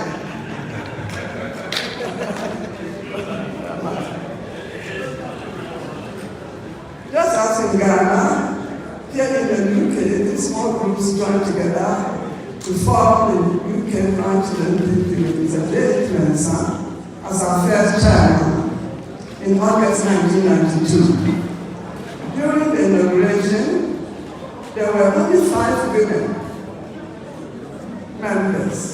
They were Mrs. Tina Akumeni, Miss Elizabeth Ohene, Mrs. Brana, Mrs. Mensah, and myself.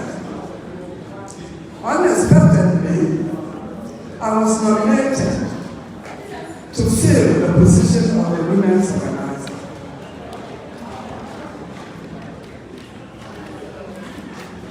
I was elected unopposed. Although I was not prepared and not expecting it, I was advised by some of the elders to accept the role for the betterment of our party. Subsequently, I was able to secure a local community center in Archway, North London, where I lived for our monthly meetings. Soon after the inauguration of NPP UK, we invited the opposition parties to form an alliance to fight the Rawlings regime. Our numbers started to grow, bigger and bigger. I had to find another venue. We ended up at the offices of the Eastern African Project, where I was a board member. Typical attendance would be between, say, 30 and 50 members. When there were guest speakers, the numbers would increase significantly, especially, bear with me, because, that is the bonus of age. Sometimes I'll be wearing my glasses and looking for it. When leading members of party from Ghana would visit, which occurred regularly, during one of these meetings, leading members from NPP Ghana would encourage and brief. They came and encouraged and briefed us as to what was happening as a result of their appeals to come back home. Mr. J. Mensah and others left for Ghana. After they returned to Ghana, later on, Dr. J. Beria became the chairman, and I was once again elected the vice chairperson. So as a first women's organizer, I was elected as the notice between 1992 and 1998, where they were two. It was during this period that Miss Elizabeth Wachi, who had just joined, was elected the women's organizer 6 years after the inauguration, and she did very well. Now that we have summarized the brief history of the origins of NPP UK, the purpose of this address is to discuss the role that role played, including myself, and continue to play the pursuit of better government. After Lawrence became president, a special meeting was organized where many prominent Ghanaians who were also in exile were in attendance. This included National Party members from Ghana who had come to discuss the aftermath of the election and the reason why the party boycotted it. Suffice it to say, the venue was packed to capacity. During the course of the meeting, the chairman announced that the next speaker was to be one Radio Boachita.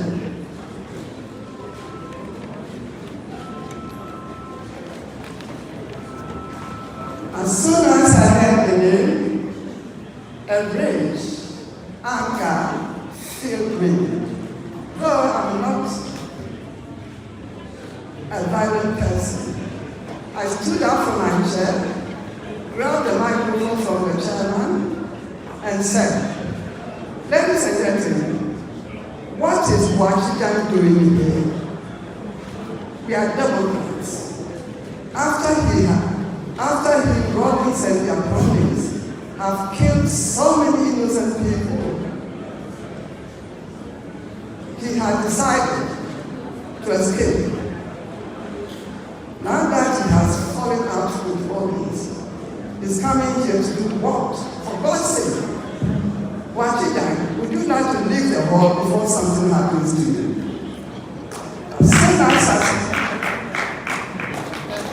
As soon as I said that, there was pandemonium. The crowd nearly left him, and he had to run for his dear life.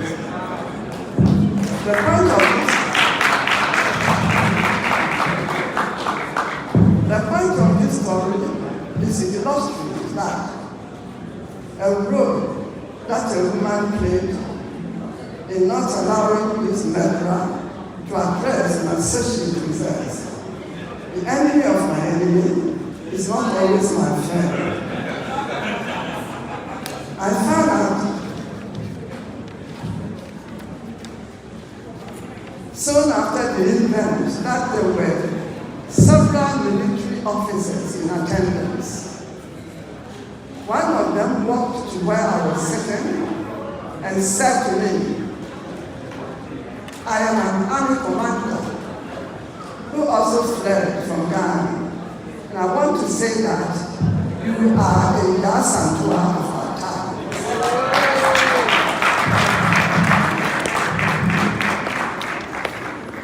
And he continued. We warned him when he said he was going to speak, and told him that the atmosphere was very charged and he should not disclose to the attendees that he was here. But he did not listen, and I'm very happy and proud that you have given him what he deserved. After this incident, 2 weeks later, we had to attend the meeting of the Alliance. And I was sitting at the high table when one of the leading members, Mr.